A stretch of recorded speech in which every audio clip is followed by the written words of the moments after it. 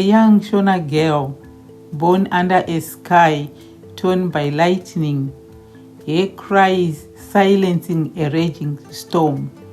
Her name was Nehanda Nyakasikana, the first spirit medium who spoke to Mwari, the high god, and made kings bow before her wisdom. But deep in her visions, she uncovered a secret so powerful it could either save her people or bring ruin to the Mutapa kingdom. What was this forbidden truth, and why does it echo in the winds of Zimbabwe today? Stay with us as we unravel the legend of Nehanda, where every step reveals a piece of the mystery. Imagine a world where the spirits walk among the living, where a single woman's voice can summon rain from dry skies or bring justice to the wicked. In the heart of ancient Shona lands, one such woman rose to become a legend. She was Nehanda Nyakasikana, the original spirit medium, sister to the great prophet Chaminuka from our last episode. But hidden in her tale is a mystery that has puzzled storytellers for centuries. What forbidden knowledge did she gain from the ancestors that could either unite her people or tear the kingdom apart? Hold on, because as we journey through a life, that secret will tease us at every turn.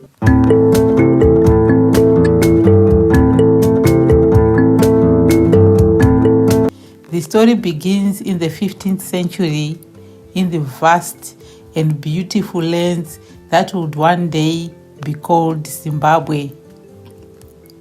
The Shona people were building an empire called Mutapa or Mwene Mutapa, meaning Lord of the Conquered Lands.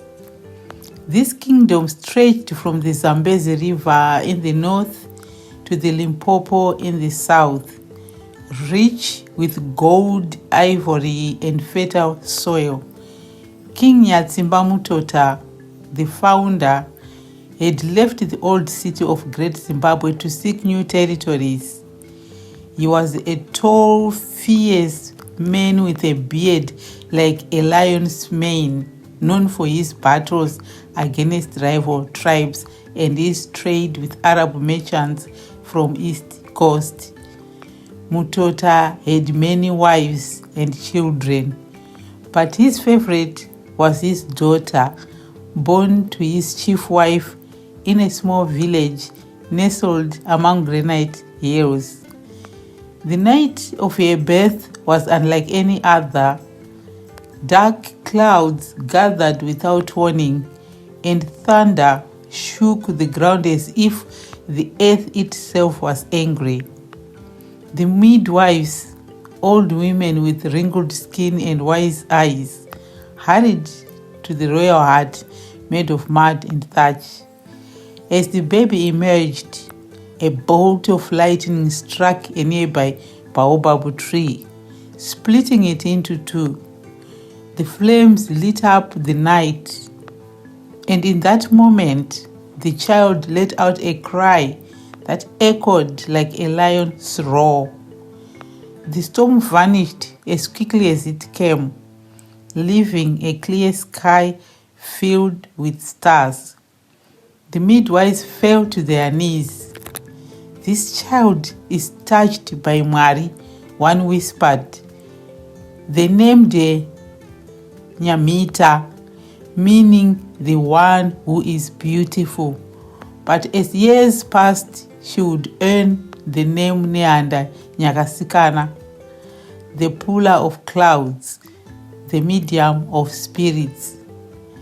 The villagers celebrated with dances and drums, but the elders saw omens in the lightning. Was this a blessing or a warning? And what power lay dormant in this tiny girl that could change the fate of an empire. As a child, Nehanda grew up in a world of wonder and tradition. The Mutapa court was a lively place. Warriors sharpened their spears, women ground maize into salsa on flat stones, and children chased each other through fields of sorghum and millet. Nehanda's brothers, including Chaminuka, who even then showed signs of his prophetic gifts, would climb trees and hunt small game with slingshots. Chaminuka often told stories of visions he had, like dreams of future wars, and Nehanda would listen wide-eyed, feeling a stir in her own heart. But Nehanda was not like the other children. She had a quiet nature with long braids adorned with beads and eyes that seemed to see beyond the visible world. She spent hours by the sacred pools where clear water reflected the blue sky. There, she would talk to herself, or so it seemed. The ancestors are speaking, she would say when asked. Birds would land on her arms, and once a python, a symbol of spirit, slithered up to her without harm. The people began to notice. She has the gift of the Mondoro, the Memad. Mondoro were the lion spirits, powerful ancestors who protected the royal line. One afternoon, when Nehanda was 8, a crisis struck the village.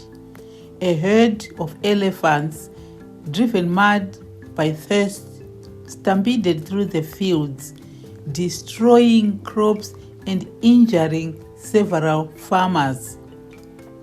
The king ordered hunters to drive them away, but the beast returned night after night. Fear spread like wildfire. Were the elephants sent by angry spirits? Nehanda, playing near the river, suddenly froze. Her eyes glazed over, and she spoke in a voice deeper than her own. The elephants seek water. A rock blocks the spring in the hills. The villagers dismissed it as child's play, but Chaminuka, her brother, convinced their father to check. Sure enough, a landslide had blocked a natural spring. Once cleared, the elephants drank and left in peace. The people were amazed. How did she know? They asked. Nehanda smiled but said nothing. Her powers were awakening, but so was a question that haunted her dreams. Why did the spirits choose her, a girl, for such burdens? And what test was coming that would force her to prove her worth or lose everything?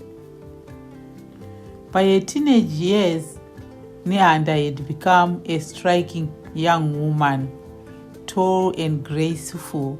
She wore colorful clothes wrapped around her body and necklaces of cowrie shells. She trained under the elder Shikiro, learning the secrets of herbal medicine, divination with bones, and songs to invoke the ancestors. The Shona believed in Mwari, the high god who lived in the caves of Matopo Hills, speaking through rain and thunder. Mediums like Nehanda were the link, hosting spirits in trances to deliver messages. Her true rise came during the great drought of 1465.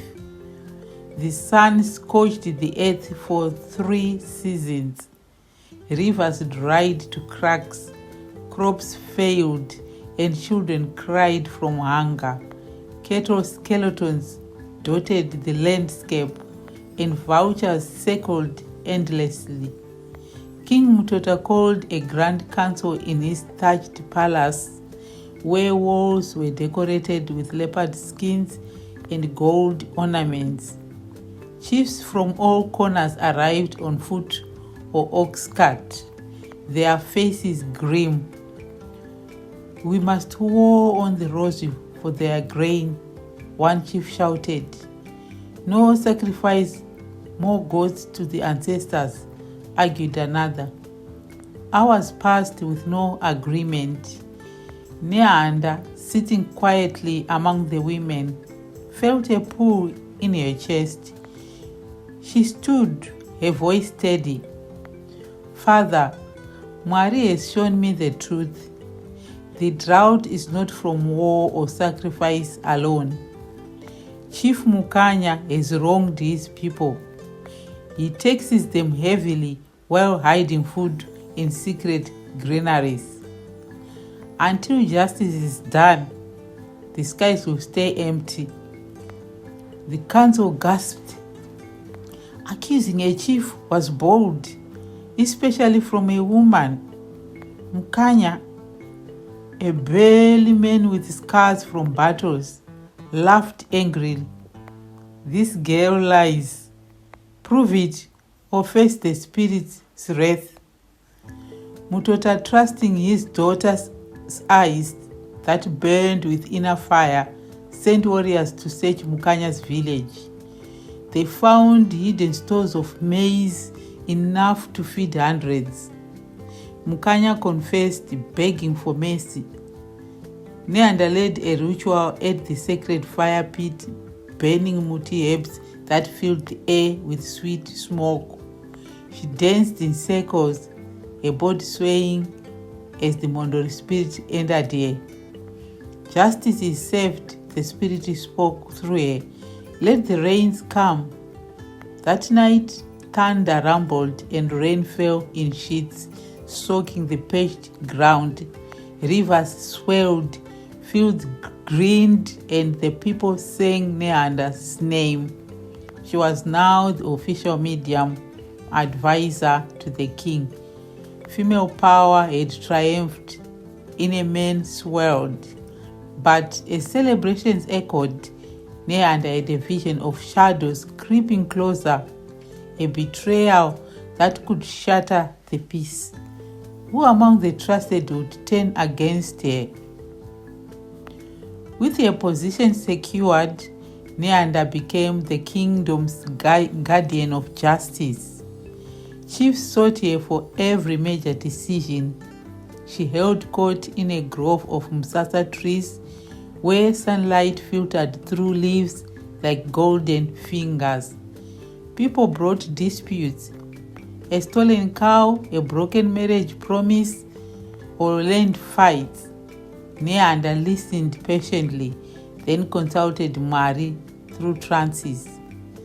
Her religion was simple yet profound: honor the ancestors, live in harmony with nature, and treat all with fairness. One memorable case involved the clans of the Elephant, Nzo, and the Eland, Shava. They claimed the same valley where gold nuggets glittered in streams. Wars had raged for years, with spears clashing and blood staining the soil. Families lost sons and hatred grew deep. King Mutota summoned the leaders to end it. Nehanda will judge, he said. The Nzo chief, old and wrinkled, argued, "Our ancestors settled here first." The Shawa chief, young and hot-tempered, countered, "We built the mines and farms." Nehanda nodded, then led them to a hilltop altar. She spread cowrie shells and bones on the ground, chanting softly. Her eyes rolled back, and the Mondoro spoke. "The land is Mari's, not yours to care for. Share the valley, work together, or the earth will swallow your greed." Awed, the chiefs agreed to a pact. marking boundaries with stones and sealing it with a feast. Peace reigned and the valley prospered. Nehanda's justice saved lives, proving religion could heal where swords failed. Women across the land drew strength from her, forming groups to learn rituals and stand against unfair customs. Yet, in a quiet moments, Nehanda wondered about the growing envy. Rumors whispered of chiefs who feared her influence. What plot were they hatching in secret meetings under the moon?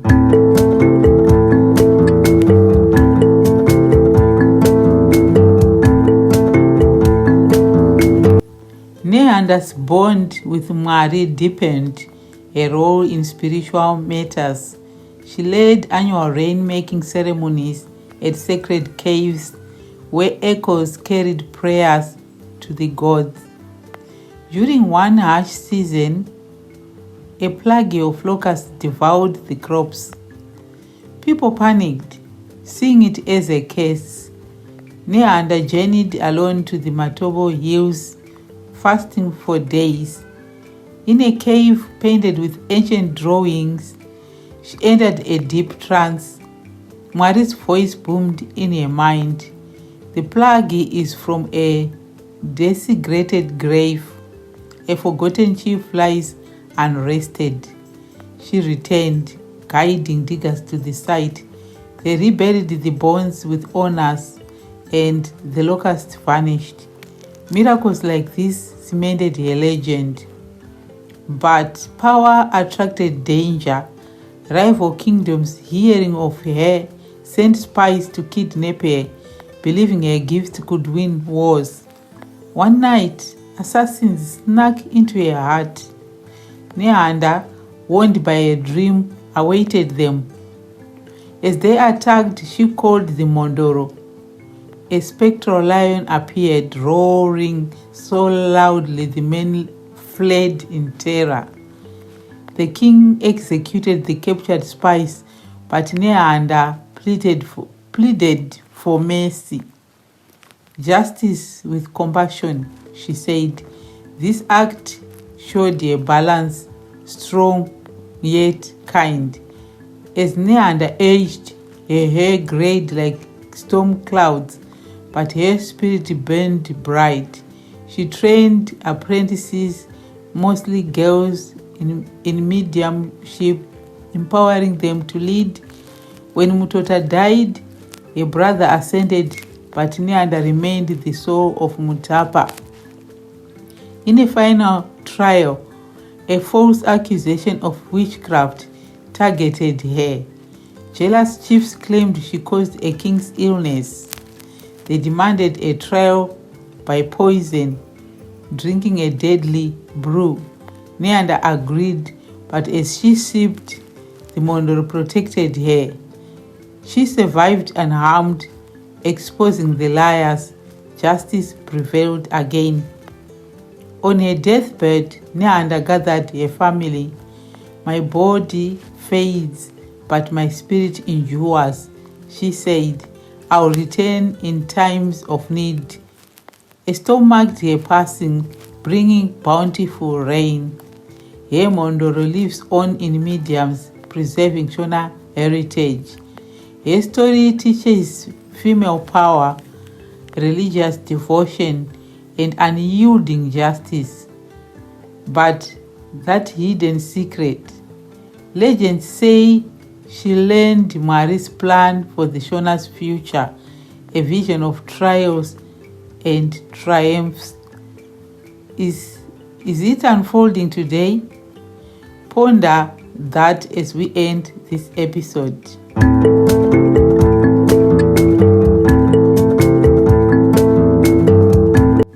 Now, let's clear up something special about Nehanda Nyakasikana.